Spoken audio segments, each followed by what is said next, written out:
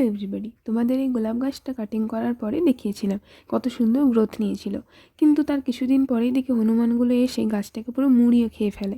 তারপর আর কি একটুখানি আবার কাটাই ছাটাই করে দিয়েছিলাম।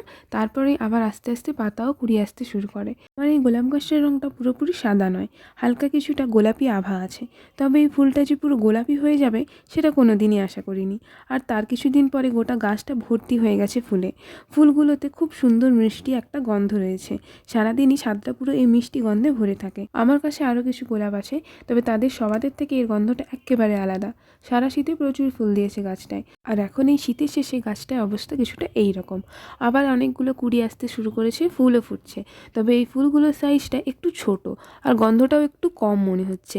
এই ফুলগুলোর মাঝে এই শক্ত সবুজ রঙের যেগুলো কি হয় আমার সত্যিই জানা নেই। আর আমি যতটা জানি 7 পাতার ডালে নাকি ফুল হয় না, ওই ডালগুলো নাকি বুনো ডাল, বড় হলেই কেটে দিতে হয়, না হলে আসল গাছটা নাকি মারা যাবে। তবে ভালো করে দেখলে তোমরা দেখতে পাবে আমার এই গাছটা পুরোটাই 7 পাতাতেই ভর্তি।